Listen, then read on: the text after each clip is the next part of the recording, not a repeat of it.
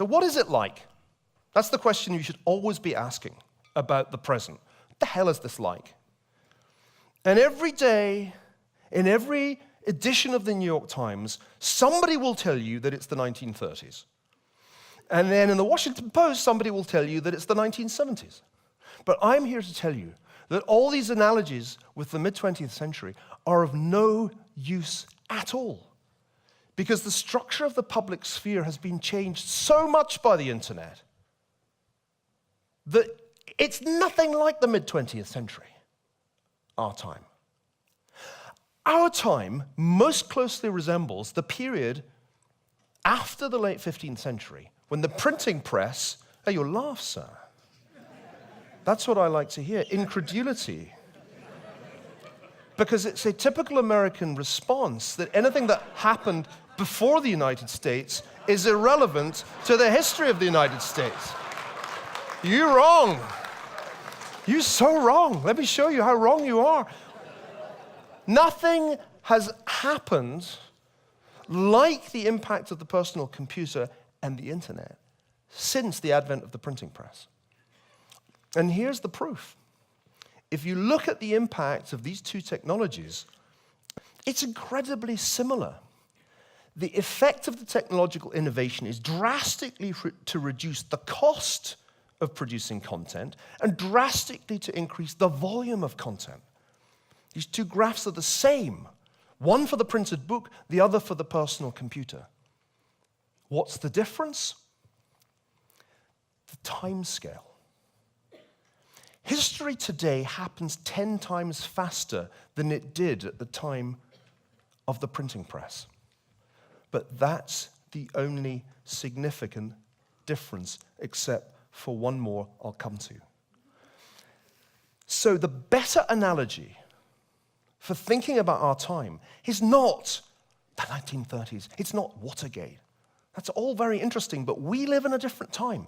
We live at a time of massive technological disruption of the public sphere, and most of us underestimate it, especially those of us who cling to old ways of getting information like newspapers made of paper. We underestimate the extent to which our time is a time of communications revolution as dramatic as the time of the Reformation. Oh, yes. This is a scary analogy. It is not a funny analogy, sir. It is a bloody terrifying analogy, because when they introduced the printing press into Europe, everything was going to be awesome.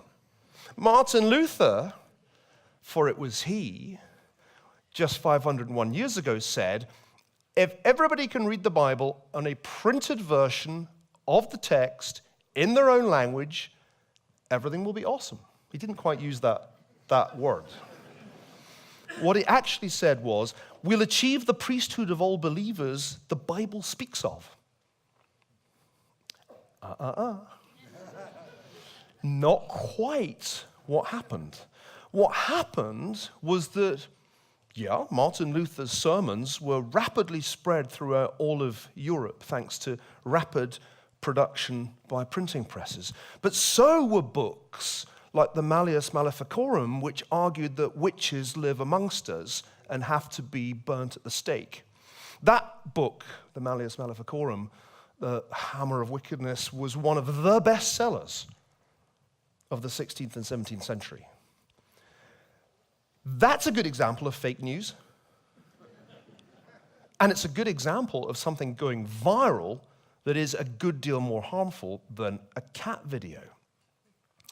You know how it is that people are always wanting to tear down statues these days? Have you noticed that? And rename things? Iconoclasm is a typical product of a disruption of the public sphere. Suddenly we must efface the icons of the previous era. That happened in the period of the Reformation too, as in this illustration of a church getting a full Protestant makeover in Antwerp in 1566. Polarization in the 16th and 17th century escalated rapidly from verbal violence, you're a heretic, no, you're a heretic, no, you are a heretic, into actual violence.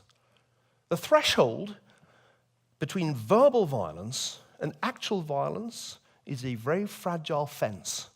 and they crossed it. And they spent 130 years crossing it. The wars of religion that persisted from the peasants' revolt that followed Luther's Reformation all the way to the end of the 30 Years' War in 1648.